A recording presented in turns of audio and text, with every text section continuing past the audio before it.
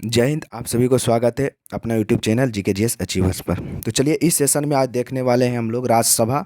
ठीक है, राज्यसभा का इसमें जितना ऑब्जेक्टिव बनता है उतना सारा इसमें दिया गया राज्यसभा का। उसी प्रकार से फिर आगे राष्ट्रपति, उपराष्ट्रपति, फिर संघीय मंत्री परिषद, ये सब जितना बचा हुआ है सारा ऑब्जेक्टिव करवा देंगे। ठीक है, और ये कम से कम 80 और 90 के बीच में है ऑब्जेक्टिव इतना। और जो करवाए थे कल कल भी हम एक वीडियो डाले थे, उसमें था अनुच्छेद के बारे में। ठीक है, अनुच्छेद से कौन अनुच्छेद किससे संबंधित है वो वाला भी देख लीजिएगा अगर नहीं देखें तो। चलिए शुरू करते हैं। और जो चैनल पर नहीं होंगे प्लीज़ चैनल को भी थोड़ा सपोर्ट करिएगा और लाइक ज़रूर कर दीजिएगा सभी लोग। चलिए शुरू करते हैं। आइए देखिए, राज्यसभा इसमें आपको सटीक चुनना है। ठीक है, चलिए कहता है कि राज्यसभा के सदस्य बनने हेतु अर्हताओं के संदर्भ में निम्नलिखित अभिकथनों पर विचार कीजिए और उसके दिए गए कूट को सही चुनिए। ठीक है, इसमें सही चुनने के लिए बोल रहा है कौन इसमें सही है और इसमें कौन गलत है। ठीक है, देखिए 3 गो ऑप्शन डाला हुआ है। देखिए कहता है कि कम से कम 30 वर्ष से कम होनी चाहिए। ठीक है, उम्र जो होनी चाहिए कम से कम 30 वर्ष होनी चाहिए, 30 वर्ष होनी चाहिए। और दूसरा में क्या कहता है कि जहाँ से अभ्यर्थी को निर्वाचित किया जाना है उस राज्य की मतदाता सूची में मतदाता के रूप में पंजीकृत होनी चाहिए। अभ्यर्थी जो है जहाँ से वो निर्वाचित किया जाना है, ठीक है, जहाँ से उसे निर्वाचित किया जाना है और उस राज्य की मतदान सूची में उस राज्य की मतदाता सूची में मतदाता के रूप में पंजीकृत होना चाहिए उस अभ्यर्थी को। तो ये बात भी सही बोल रहा है। और तीसरा में कह रहा है कि राज्य के अंतर्गत लाभ का पद धारण होना चाहिए। नहीं, लाभ का पद धारण नहीं होनी चाहिए। तो इसमें 1 और 2 सही हो जाएगा। ठीक है, इसमें 1 और 2 सही हो जाएगा। इसका ऑप्शन ए नंबर हो जाएगा, 1 और 2 सही हो जाएगा। चलिए आगे देखते हैं। आगे क्या है, कहता है कि केंद्रीय केंद्रीय संसद राष्ट्रीय हित में राज्य सूची के विषयों पर कानून बना सकता है। कह रहा है कि केंद्रीय संसद जो है, केंद्रीय संसद राष्ट्रीय हित में राज्य सूची के विषय पर कानून बना सकता है। ठीक है, बना सकता है। कैसे बना सकता है कैसे बना सकता है ये बताना है। तो पहला में कहता है राज्यसभा इस प्रकार का एक प्रस्ताव पारित करेगा। किस प्रकार का, ये तो दिया ही नहीं। और कहता है लोकसभा इस प्रकार के एक प्रस्ताव पारित करेगा। बिल्कुल नहीं। आइए आगे चलते हैं। तीसरा नंबर कहता है कि राज्यसभा उपस्थित सदस्यों के 2/3 विशेष बहुमत से एक प्रस्ताव पारित करेगा। ठीक है, बिल्कुल ये सही हो जाएगा। इसका आंसर सी नंबर हो जाएगा। ठीक है, राज्यसभा जो उपस्थित सदस्यों के 2/3 विशेष बहुमत से प्रस्ताव पारित करेगा। ठीक है, 2/3 से उसे प्रस्ताव पारित करना होगा।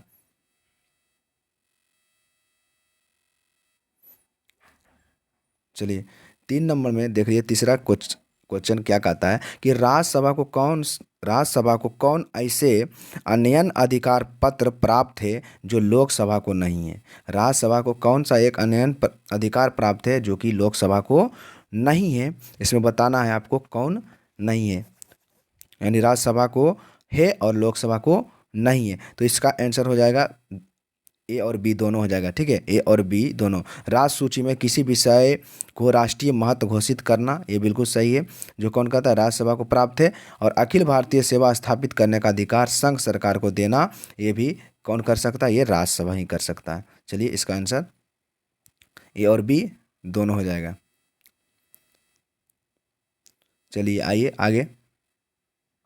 आगे 4 नंबर क्वेश्चन की लोकसभा की भांति राज्यसभा भंग नहीं होती, किंतु लोकसभा की भांति राज्यसभा भंग क्यों नहीं होता है। नहीं होता है भंग, तो भंग इसलिए नहीं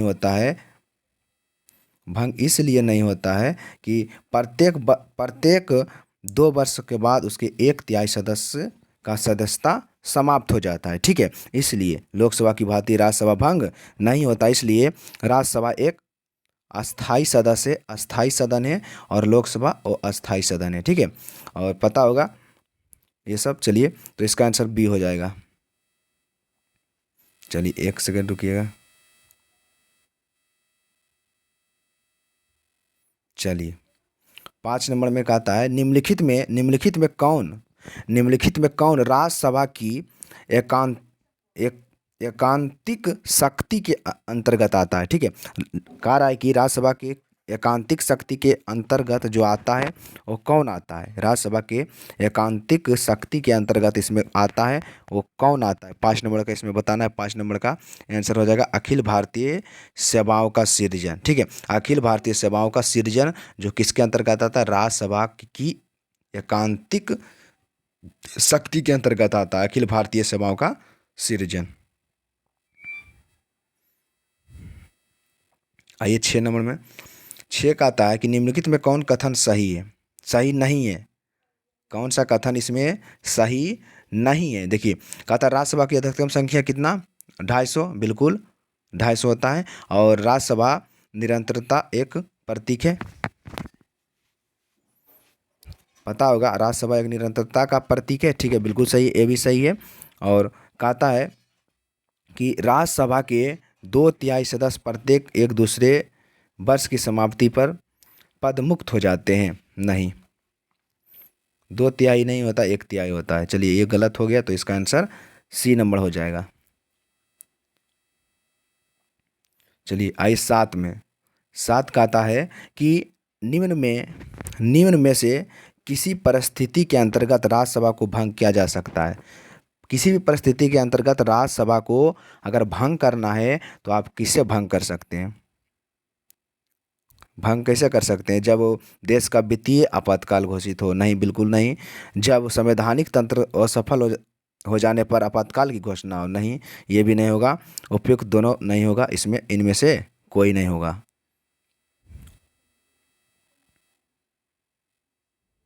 आगे 8 में कहता है निम्नलिखित कथनों पर विचार कीजिए।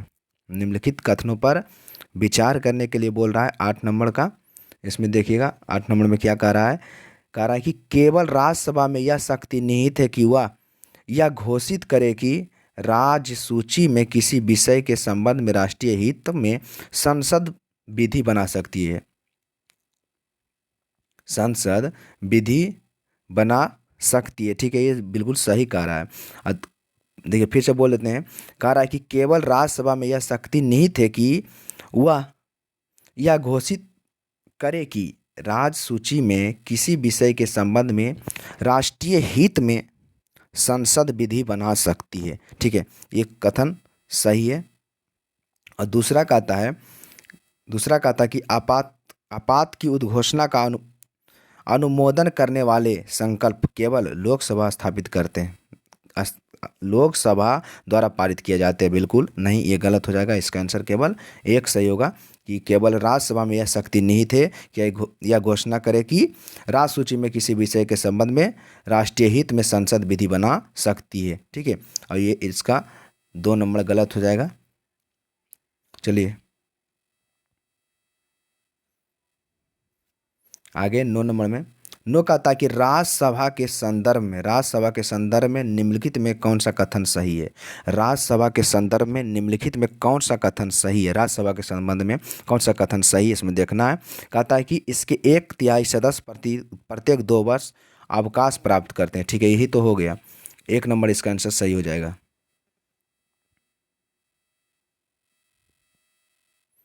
चलिए आइए 10 में। 10 का आता है निम्नलिखित में कौन सा कथन सही है।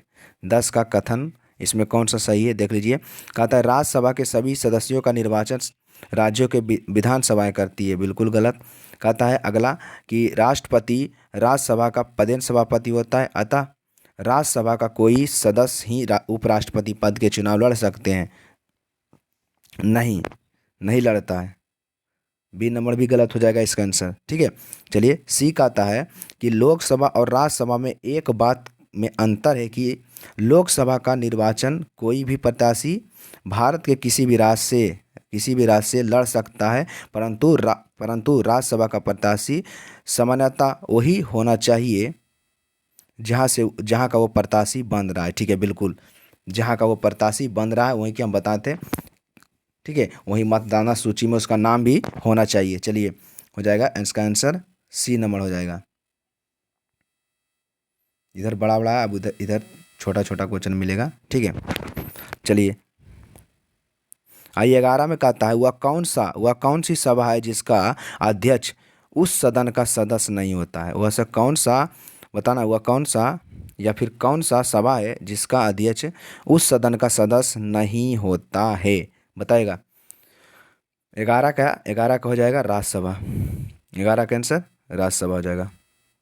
चलिए 12 का आता है राज्यसभा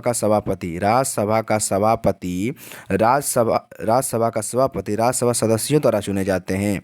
क्या फिर लोकसभा एवं राज्यसभा के सदस्य संयुक्त रूपों से चुने जाते हैं या फिर राष्ट्रपति द्वारा नियुक्त होते हैं? इनमें से कोई नहीं। चलिए बताएगा, 12 का आंसर हो जाएगा बी, लोकसभा एवं राज्यसभा के सदस्यों द्वारा संयुक्त रूप से चुने जाते हैं राज्यसभा का सभापति। चलिए आइए 13 में कहता है कि राज्यसभा के सभापति का चुनाव करता है। राज्यसभा के सभापति का चुनाव कौन करता है? लोकसभा एवं राज्यसभा के सभी सदस्य। लोकसभा एवं राज्यसभा के सभी सदस्य जो है राज्यसभा का चुनाव करता है। एक सेकंड,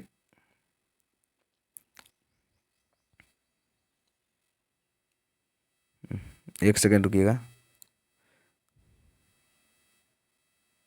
चलिए, कहता है कि राज्यसभा के सभापति का चुनाव कौन करता है? राज्यसभा के सभापति का जो चुनाव करता है वो लोकसभा एवं राज्यसभा के सभी सदस्य करता है। चलिए 14 कहता है कि राज्यसभा के सभापति की उपस्थिति में राज्यसभा का कार्य संचालन कौन करता है? कहता है राज्यसभा के सभापति की अनुपस्थिति में राज्यसभा का कार्य संचालन कौन करता है? इसमें बताना है, ये उपसभापति करता है। ठीक है, जब वो राज्यसभा के सभापति अनुपस्थित रहेगा तो वो कौन करेगा? उपसभापति करेगा। आइए 15 में कहता है राष्ट्रपति द्वारा राज्यसभा में कितने व्यक्ति मनोनीत किए जाते हैं? तो आपको पता होगा कितना व्यक्ति करता है, 12 व्यक्ति मनोनीत किए जाते हैं। ठीक है, 12 व्यक्ति मनोनीत किए जाते हैं। चलिए 16 में कहता है राज्यसभा में प्रतिनिधित्व होते हैं। राज्यसभा में जो प्रतिनिधित्व होते हैं बताए थे कौन होगा? वो राज्यों का होगा और संघ शासित क्षेत्रों का होगा। ठीक है, 238 गो होगा दोनों मिला के, 238 गो, 238 गो और प्लस ये 12 गो हो जाएगा। ठीक है,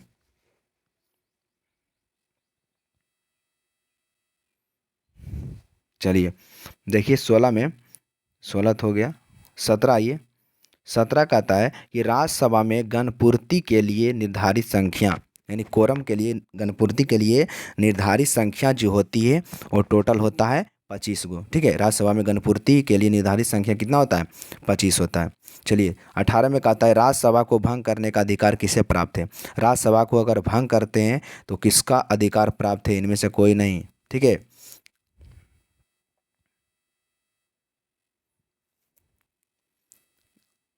क्योंकि वो अस्थाई सदन है और लोकसभा वो अस्थाई सदन है। ठीक है, चलिए इसलिए इनमें से कोई नहीं हो जाएगा उसमें। चलिए कहता है निम्नलिखित राजयुगमों में से किसे राज्यसभा में समान प्रतिनिधित्व प्राप्त है? बताना, राज्यसभा में समान प्रतिनिधित्व किसको प्राप्त है? कौन कौन राज्य को प्राप्त है राज्यसभा में? बताइएगा। 19 का बताना, 19 का हो जाएगा आंध्र प्रदेश तमिलनाडु को। ठीक है, आंध्र प्रदेश और तमिलनाडु दोनों को प्राप्त है समान प्रतिनिधित्व। किसको? आंध्र प्रदेश और तमिलनाडु को। आइए 20 में कहता है राज्यसभा में किस राज्य के प्रतिनिधि की संख्या सर्वाधिक है? राज्यसभा में किस राज्य के प्रतिनिधियों की संख्या, ठीक है, प्रतिनिधियों की संख्या, ठीक है, प्रतिनिधियों की संख्या सबसे ज़्यादा बताना है कहाँ का है? 20 का उत्तर प्रदेश का है सबसे ज़्यादा। उत्तर प्रदेश का आपको पता होगा, सबसे ज़्यादा उत्तर प्रदेश का है। चलिए आइए, कहता उत्तर प्रदेश राज्यसभा के लिए कुल कितने सदस्य चुने जाते हैं? उत्तर प्रदेश के राज्यसभा से कुल कितना सदस्य चुने जाते हैं? पता होगा। चलिए कितना? 31 सदस्य चुने जाते हैं राज्यसभा के। उत्तर प्रदेश से 31 गो और बिहार से 16 गो। बिहार और पश्चिम बंगाल 16-16 गो। बिहार और पश्चिम बंगाल 16-16 गो। तमिलनाडु 18 गो और महाराष्ट्र 19 गो। ठीक है, महाराष्ट्र से 19 गो। चलिए आइए आगे 22 में कहता है कि राज्यसभा के लिए प्रत्येक राज्य के प्रतिनिधित्व का निर्वाचन कौन करता है। राज्यसभा के लिए प्रत्येक राज्य के प्रतिनिधियों प्रतिनिधियों लिखा हुआ है, प्रतिनिधि बोल दिए। चलिए कहता है कि राज्यसभा के लिए प्रत्येक राज्य के प्रतिनिधियों का निर्वाचन कौन करता है, बताना है। 22 का प्रतिनिधियों का निर्वाचन कौन करता है, तो विधानमंडल के सभी सदस्य, विधानमंडल के सभी सदस्य करते हैं। चलिए आगे चलते हैं। कहता है वर्तमान में राज्यसभा के सदस्यों की अधिकतम संख्या कितना है। राज्यसभा के वर्तमान में अधिकतम संख्या, अधिकतम पूछेगा तो कितना हो जाएगा, अधिकतम पूछेगा तो हो जाएगा ये 250, अधिकतम 250 हो जाएगा। चलिए अधिकतम 250। आगे चलते हैं। कहते हैं राज्यसभा से संबंधित कौन सा कथन सत्य है। राज्यसभा से संबंधित कौन सा इसमें कथन सत्य चुनना है। 24 में कौन सा कथन सत्य चुनना है। कहता है सदस्यों का चुनाव वो प्रत्यक्ष होता है, बिल्कुल होता है, या विघटित नहीं होता है, बिल्कुल नहीं होता है क्योंकि अस्थायी है। या 1 वर्ष में 2 अधिवेशन होता है, बिल्कुल सही है। इसमें पूरा आंसर सही हो जाएगा, यानी डी इसका आंसर हो जाएगा। चलिए आइए 25 में कहता है कि राज्यसभा के द्विवार्षिक चुनाव की अधिसूचना कौन जारी करता है। ठीक है, राज्यसभा के द्विवार्षिक चुनाव की अधिसूचना कौन जारी करता है, इसमें बताना है। कहता है राज्यसभा के द्विवार्षिक चुनाव का अधिसूचना जारी करता है निर्वाचन आयोग। ठीक है, निर्वाचन आयोग जारी करता है। चलिए 26 में कहता है राज्यसभा के सदस्यों का निर्वाचन होता है। राज्यसभा के सदस्यों का जो निर्वाचन होता है वो बताना है। ठीक है, निर्वाचन होता है, कैसे होता है, किसके द्वारा होता है राज्यसभा के सदस्यों का निर्वाचन, तो बताना है। 26 नंबर का आंसर हो जाएगा डी नंबर, राज्य के विधानसभा के निर्वाचित सदस्यों द्वारा। बताए थे कि राज्यसभा के विधानसभा के निर्वाचित सदस्यों के द्वारा जो है राज्यसभा के अस्थाई राज्यसभा के सदस्यों का निर्वाचन होता है। किसके द्वारा, तो राज्य के विधानसभा के निर्वाचित सदस्य द्वारा, राज्य के विधानसभा के निर्वाचित सदस्यों के द्वारा राज्यसभा के सदस्यों का निर्वाचन होता है। चलिए आगे चलते हैं। 27 में कहता है,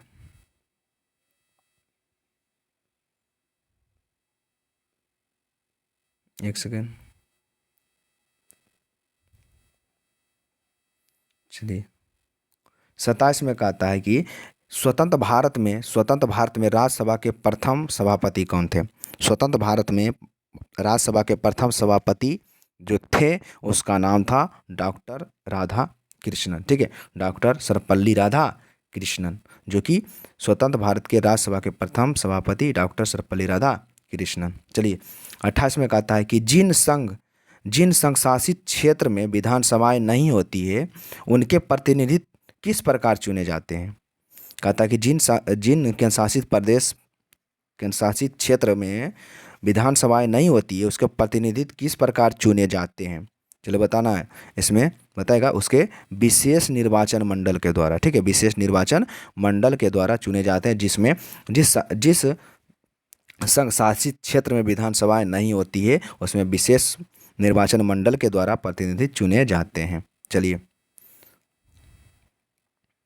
आइए 29 में कहता है कि विधानसभा में सदस्यों का निर्वाचन होता है। विधानसभा में जो सदस्यों का निर्वाचन होता है उसमें बताना है किसके द्वारा होता है। विधानसभा में सदस्यों का निर्वाचन होता है, वो होता है अनुपातिक प्रतिनिधित्व के अनुसार एकल संक्रमणीय मत पद्धति के द्वारा। एकल संक्रमणीय मत पद्धति आप लोग पता होगा, एकल संक्रमणीय मत पद्धति के बारे में। चलिए इसमें जितना प्रत्याशी रहता है उसमें सारा को वोट डाला जाता है। ठीक है, इसमें 1-2 नंबर से गिनती होता है, किसको 1 नंबर ज़्यादा मिला है, एकल संक्रमणीय अनुपातिक पद्धति के द्वारा। चलिए 30 में कहता है कि राज्यसभा के सदस्य चुने जाते हैं। राज्यसभा के सदस्य जो चुने जाते हैं आपको पता होगा कितना वर्ष के लिए। राज्यसभा के सदस्य जो चुने जाते हैं वो 6 वर्ष के लिए चुने जाते हैं। ठीक है, और प्रत्येक 2 वर्ष में 1/3 मानी 1/3 क्या होते हैं। चलिए 31 कहता है कि राज्यसभा के 1/3 सदस्य प्रत्येक कितने वर्ष के पश्चात सेवानिवृत्त होते हैं? तो बता दिए थे अभी कि 1/3 मतलब 1/3 जो सेवानिवृत्त हो जाते हैं वो 2 वर्ष के, ठीक है, 2 वर्ष के बाद हमेशा होगा, 2 वर्ष के बाद हमेशा होगा। चलिए सॉरी 2 वर्ष होगा, 3 वर्ष में टिक लेंगे, 2 वर्ष होगा इसका आंसर। चलिए आइए,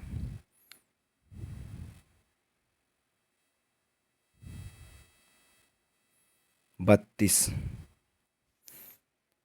32 कहता है कि राज्यसभा में सर्वाधिक प्रतिनिधित्व के आधार पर राज्यों का अवरोही क्रम, ठीक है। तो पहले उत्तर प्रदेश होगा, उत्तर प्रदेश को देख लीजिए, उत्तर प्रदेश, महाराष्ट्र, तमिलनाडु। तो उत्तर प्रदेश में बताए थे 31 गो, उत्तर प्रदेश में 31 गो, और महाराष्ट्र में 19 गो, महाराष्ट्र 19 और तमिलनाडु 18, तो हो जाएगा 31 और महाराष्ट्र में 19, 31, 19, 18, ठीक है। तो इसका आंसर ए नंबर हो जाएगा। चलिए 33 में कहता है निम्नलिखित राज्यों के युग्मों में किसको राज्यसभा में समान प्रतिनिधित्व मिला? राज्यसभा में हाँ समान प्रतिनिधित्व किसको किसको मिला? तो बता दिए 16-16 गो। पश्चिम बंगाल और बिहार में 16-16 है, पश्चिम बंगाल और बिहार में 16-16, ठीक है, बताए थे। और तमिलनाडु में बता दिए 18 गो, तमिलनाडु में मात्र 18 गो है तमिलनाडु में, ठीक है। और आंध्र प्रदेश में और मध्य प्रदेश, आंध्र प्रदेश और मध्य प्रदेश, ठीक है, आंध्र प्रदेश और मध्य प्रदेश में शायद 11-11 दोनों, आंध्र प्रदेश मध्य प्रदेश में 11-11, मात्र 11-11 सब है। और 10 है राजस्थान का, 10 राजस्थान का कितना है? तो 10, ठीक है, राजस्थान का 10 हो जाएगा। चलिए आगे चलते हैं और इसमें चलिए आगे देखते हैं आगे क्या है। कहता है कि निम्नलिखित में से किस संघ शासित क्षेत्र का राज्यसभा में प्रतिनिधित्व है? ठीक है, इसमें बताना है राज्यसभा में प्रतिनिधित्व है। दिल्ली में भी है और पुदुचेरी में भी है, ठीक है, दिल्ली और पुदुचेरी में है, दिल्ली और पुदुचेरी में, क्योंकि दिल्ली में 3 है और पुदुचेरी में 1 है, पुदुचेरी में 1 है और दिल्ली में 3 है। इसका आंसर ए नंबर हो जाएगा, ठीक है। 34 का आंसर ए नंबर होगा। चलिए आइए 35 में कहता है, 35 में कहता है कि राज्यसभा की सदस्य के लिए आयु संबंधी अर्हता क्या है? ठीक है, आयु बताना है, राज्यसभा के सदस्य के लिए आयु बताना है। तो 35 का आंसर बताइएगा इसका, 35 का आंसर हो जाएगा, ठीक है, 30 वर्ष से कम ना हो, 30 वर्ष से कम नहीं होनी चाहिए, राज्यसभा के लिए 30 वर्ष से कम नहीं होनी चाहिए और 6 वर्ष के लिए चुना जाता है। चलिए आगे कहता है कि क्या राष्ट्रपति लोकसभा की भांति राज्यसभा को भंग कर सकता है? कहता है क्या राष्ट्रपति लोकसभा की भांति राज्यसभा को भंग कर सकता है? आपको बता दिए बहुत बार, चीख चीख के बताएं कि नहीं, भंग नहीं कर सकते हैं। चलिए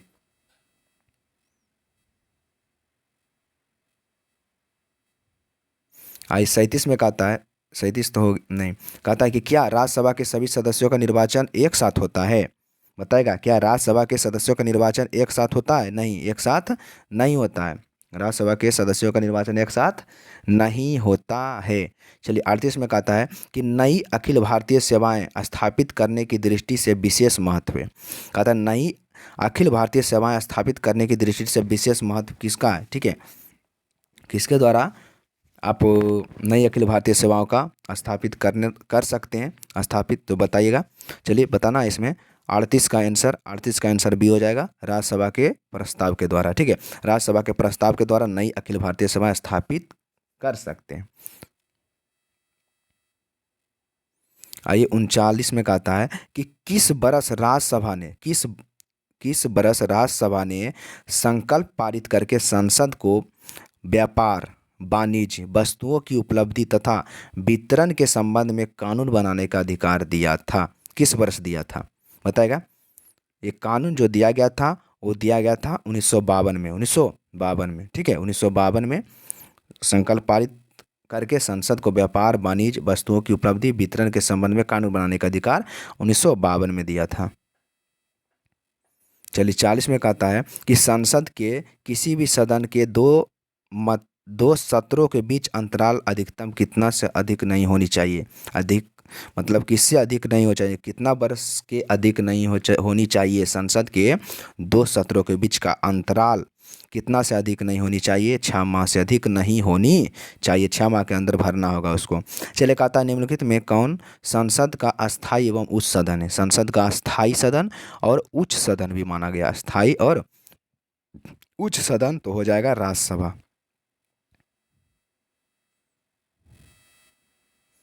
चलिए आगे 42 में कहता है कि राज्यसभा को अस्थायी सदन कहते हैं, क्यों? राज्यसभा को अस्थायी सदन क्यों कहते हैं? तो बताए थे क्योंकि इसे विघटित नहीं किया जा सकता है, इसलिए कहते हैं। चलिए आगे है कि लोकसभा द्वारा पारित धन विधेयक राज्यसभा को प्राप्त होने के कितने दिनों के भीतर लोकसभा को वापस लौटाना पड़ता है?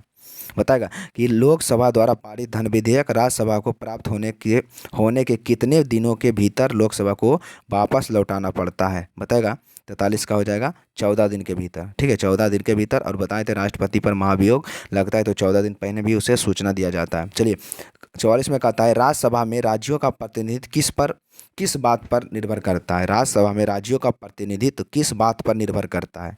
बताना किस बात पर निर्भर करता है? तो राज्य की जनसंख्या पर, राज्य की जनसंख्या पर निर्भर करता है। आइए 45 में कहता है कि प्रधानमंत्री पद पर नियुक्त होते समय निम्नलिखित में कौन राज्यसभा का सदस्य था? बताना है कि प्रधानमंत्री के पद पर नियुक्त भी हुआ और राज्यसभा का सदस्य था, इसमें कौन था? बताएगा।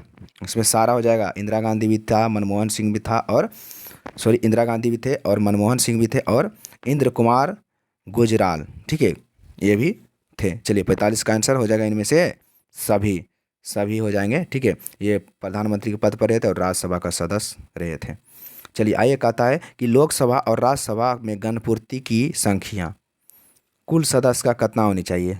लोकसभा और राज्यसभा में गणपूर्ति की संख्या कुल सदस्य का कितना होनी चाहिए? 46 में कहता है, 46 का आंसर हो जाएगा कुल सदस्य का 1/10। ठीक है, कुल सदस्य का 1/10 होनी चाहिए। 47 में कहता है बिहार से राज्यसभा के लिए कितने सदस्य निर्वाचित होते हैं? बिहार से 16 गो। ठीक है, बिहार से 16 गो और पश्चिम बंगाल से भी 16 गो। कहता है निम्नलिखित में से किस निकाय की अध्यक्षता गैर सदस्य करता है? कहता है कि निम्नलिखित में से किस निकाय की अध्यक्षता गैर सदस्य करता है? गैर सदस्य करता है तो बताइए थे। ठीक है, और गैर सदस्य करता है राज्यसभा का, उसका नहीं होता, उस सदन का नहीं होता है। चलिए 49 में कहता है कि राज्यसभा कब भंग की जा सकती है?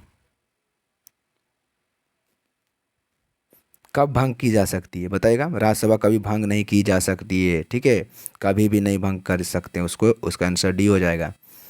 चलिए आगे 50 में कहता है राज्यसभा के सदस्य के लिए न्यूनतम आयु, राज्यसभा के सदस्य के लिए न्यूनतम आयु जो होता है वो न्यूनतम आयु,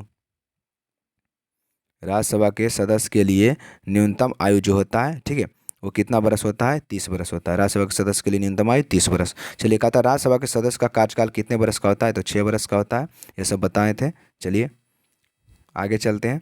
52 में कहता है कि राज्यसभा का सभापति कौन होता है? राज्यसभा का सभापति जो होता है ये होता है उपराष्ट्रपति। राज्यसभा का सभापति उपराष्ट्रपति होता है। चलिए 53 में कहता है किस सदन में अध्यक्षता करने वाले अधिकारी उस सदन का सदस्य नहीं होता है? तो बता दिए थे, ये राज्यसभा का नहीं होता है। ठीक है, और राज्यसभा का नहीं होता है। चलिए राज्यसभा पता होगा अनुच्छेद कितना में? राज्यसभा होगा 80 में। चलिए और लोकसभा 81 में।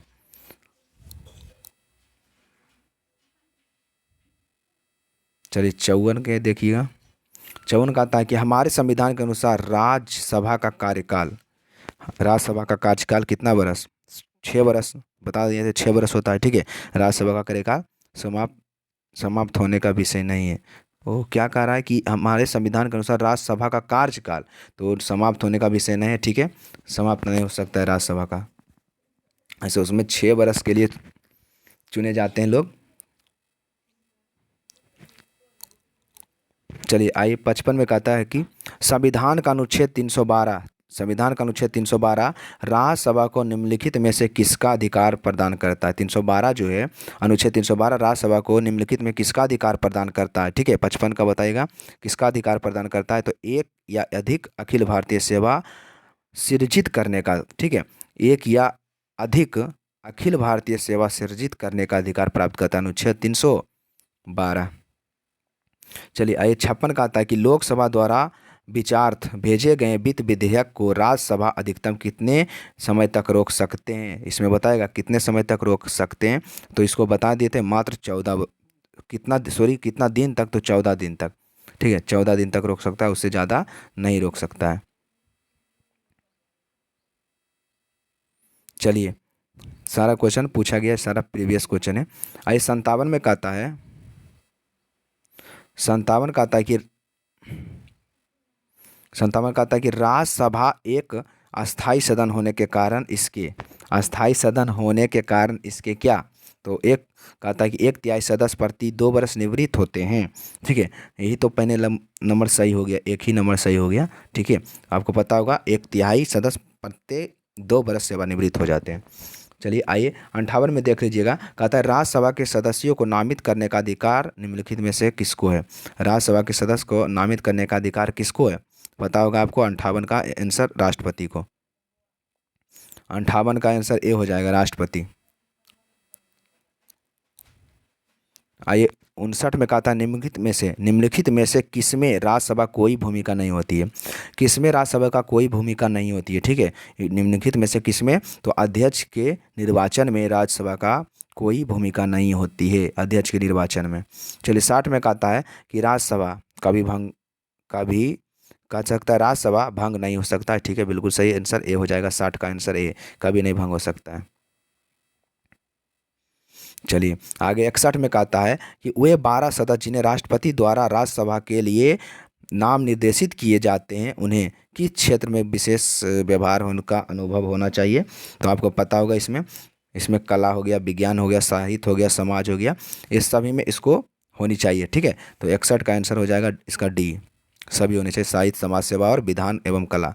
ठीक है, 62 का आता है राज्यसभा की बैठक की अध्यक्षता कौन करता है। राज्यसभा की जो बैठक है उसका अध्यक्षता करता है उपराष्ट्रपति। राज्यसभा की बैठक की अध्यक्षता उपराष्ट्रपति करता है। चलिए आगे का आता है 63 में कहता है राज्यसभा एक है, राज्यसभा है एक क्या चीज़ है, राज्यसभा है एक अस्थाई सदन है। ठीक है, चलिए 64 का आता है निम्नलिखित में से हिंदी साहित्यकार, कहता है निम्नलिखित में कौन सा हिंदी साहित्यकार राज्यसभा का सदस्य था। कौन इसमें हिंदी साहित्यकार है जो राज्यसभा का सदस्य रहा था, तो बताए थे ये रामधारी सिंह दिनकर हिंदी साहित्यकार है। चलिए कहता है कि लोकसभा द्वारा पारित धन विधेयक राज्यसभा द्वारा भी पारित मान लिया जाता है यदि उच्च सदन उस पर किसी समय में कार्य संपादन ना करे। कितना दिन के अंदर, कितना दिन के, इसमें 14 दिन के अंदर। ठीक है, लोकसभा द्वारा पारित धन विधेयक राज्यसभा में भी पारित कर दिया जाता है। ठीक है, अगर उसे 14 दिन के भीतर उस सीमा में कोई कार्य संपादन ना किया जाए तो 14 दिन के अंदर पारित मान लिया जाता है। 66 में कहता है कि सर्वप्रथम किस फिल्म अभिनेता को राज्यसभा का सदस्य मनोनीत किया गया था, बताएगा कौन फिल्म अभिनेता है जिसको राज्यसभा का सदस्य नामित किया गया था। इसके आंसर हो जाएगा पृथ्वीराज कपूर। ठीक है, 66 का हो जाएगा डी, पृथ्वीराज कपूर। 67 का आता है कि राज्यसभा के लिए नामित प्रथम फिल्म अभिनेत्री कौन था। राज्यसभा के लिए नामित प्रथम फिल्म अभिनेत्री कौन थे, इसका बताएगा, ये थे नरगिस दत्त। ठीक है, नरगिस दत्त थे। आगे 68 में कहता है राज्यसभा को भंग किया जा सकता है, राज्यसभा को भंग किया जा सकता है, ये बहुत बार आ गया है, नहीं इसको भंग नहीं कर सकते हैं आप।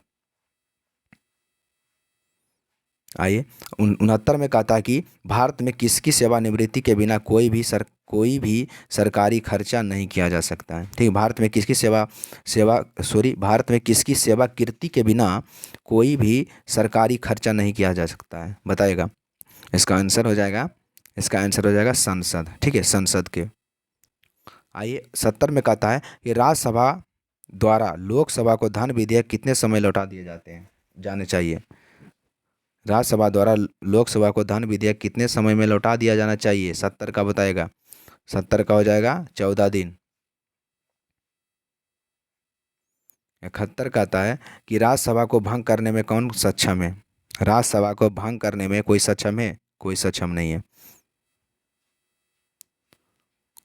72 कहता है किसी विधानमंडल के किसी सदस्य द्वारा प्रस्तुत प्रस्ताव को जनमहत्व का अभिलंब मामला मानते हुए जो चर्चा की जाती है उसे क्या कहते हैं। कहता है किसी विधानमंडल के किसी सदस्य द्वारा प्रस्तुत प्रस्ताव को जनमहत्व का अभिलंब मामला मानते हुए जो चर्चा की जाती है उसे क्या कहते हैं, उसको क्या कहते हैं, उसको कहते हैं स्थगन प्रस्ताव। ठीक है। कहता है कि किसी विधानमंडल के किसी सदस्य द्वारा प्रस्तुत प्रस्ताव को जनमहत्व का अभिलंब मामला मानते हुए जो चर्चा की जाती है उसे कहते हैं स्थगन प्रस्ताव। 73 में कहता है कि राज्यसभा का अध्यक्ष कौन करता है। राज्यसभा का अध्यक्ष कौन होता है। ठीक है। राज्यसभा का अध्यक्ष इसमें बताएगा कौन होता है, तो उपराष्ट्रपति राज्यसभा का अध्यक्ष होता है उपराष्ट्रपति। आगे चलते हैं। 74 में कहता है राज्यसभा के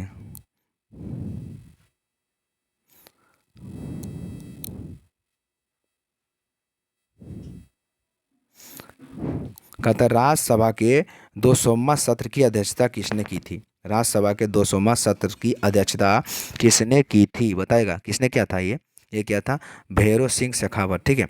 भैरों सिंह शेखावत जो किया था राज्यसभा के 100वें सत्र की अध्यक्षता भैरों सिंह शेखावत किया था। आइए 75 में कहता है राज्यसभा के सदस्यों का कार्यकाल तो होगा 6 वर्ष, 6 वर्ष होता है। चलिए 76 में कहता है राष्ट्रपति द्वारा राज्यसभा के लिए कला साहित्य विज्ञान आदि 12 सदस्यों को मनोनीत करने का व्यवस्था भारतीय संविधान के किस अनुच्छेद के अंतर्गत होता है। ठीक है। ये कौन सा अनुच्छेद होगा, ये अनुच्छेद 80 के अंतर्गत ये 12 को मनोनीत करते हैं अनुच्छेद 80 के तहत। चलिए आइए 77 का था निम्नलिखित में से किसके संबंध में राज्यसभा को लोकसभा के अपेक्षाकृत अधिकार प्राप्त है। बताएगा कि इसमें जो है निम्नलिखित में से किसके संबंध में राज्यसभा को लोकसभा के अपेक्षाकृत अधिकार प्राप्त है। 77 का आंसर बताएगा। 77 का हो जाएगा नई अखिल भारतीय सेवाओं का गठन करना। 78 का आता है कि राज्यसभा की प्रथम महिला महासचिव का नाम था कौन, BS रमादेवी। आइए 79 का आता है कि राज्यसभा का सर्वप्रथम गठन जो हुआ था वो गठन कब हुआ था। राज्यसभा का गठन आपको पता होगा 52 में हुआ था, 3 अप्रैल 1952 में हुआ था। और राज्यसभा का प्रथम बैठक हो गया था 13 मई 1952 में हुआ था। चलिए 81 में कहता है राज्यसभा के पहले समूह की सेवानिवृत्ति कब हुई थी। राज्यसभा के पहले समूह की सेवानिवृत्ति कब किया गया था, तो आपको पता होगा 2 साल के बाद यानी 2 अप्रैल 1954 में। आइए 82 का आता है कि राज्यसभा के उपसभापति का निर्वाचन कौन करता है। राज्यसभा का जो होता है उपसभापति उसका निर्वाचन करता है राज्यसभा के सदस्य के द्वारा किया जाता है। राज्यसभा के उपसभापति का निर्वाचन राज्यसभा के सदस्य के द्वारा। 83 में कहता है कि क्या राज्यसभा का सभापति संसद के दोनों सदनों के संयुक्त अधिवेशन की अध्यक्षता कर सकता है। दोनों सदनों का अध्यक्षता करता है। अध्यक्षता करता है जब लोकसभा के अध्यक्ष की अनुपस्थिति में। ठीक है। लोकसभा के अध्यक्ष की अनुपस्थिति में कर सकता है, इसे नहीं कर सकता है। ठीक है। राज्यसभा का जो सभापति होता है संसद के दोनों सदनों का अधिवेशन करता है जब वो लोकसभा अध्यक्ष की अनुपस्थिति में करता है, इसे नहीं कर सकता है। आइए 84 लास्ट है 84 देख लीजिए। कहता है निम्नलिखित कथनों पर विचार करना है आपको। निम्नलिखित कथनों पर विचार करिए। कहता है राज्यसभा कभी भंग नहीं होती और इसका सत्र अल्प सूचना पर किसी भी समय बुलाया जा सकता है, बिल्कुल। और दूसरा कहता है भारत के संविधान के अधीन भारतीय संसद के दोनों सदनों की विधान निर्माण की शक्तियां समरूप है, नहीं। इसका आंसर केवल एक सही होगा, 2 नंबर गलत हो जाएगा। चलिए आज का सेशन कैसा रहा, और इसी प्रकार से आपको सारा ऑब्जेक्टिव करवा देंगे पॉलिटी का। जो चैनल पर नहीं हुए चैनल को सब्सक्राइब कर दीजिएगा और लाइक ज़रूर करिएगा। ठीक है। चलिए मिलते हैं नेक्स्ट वीडियो में। जब तक के लिए जय हिंद, जय भारत।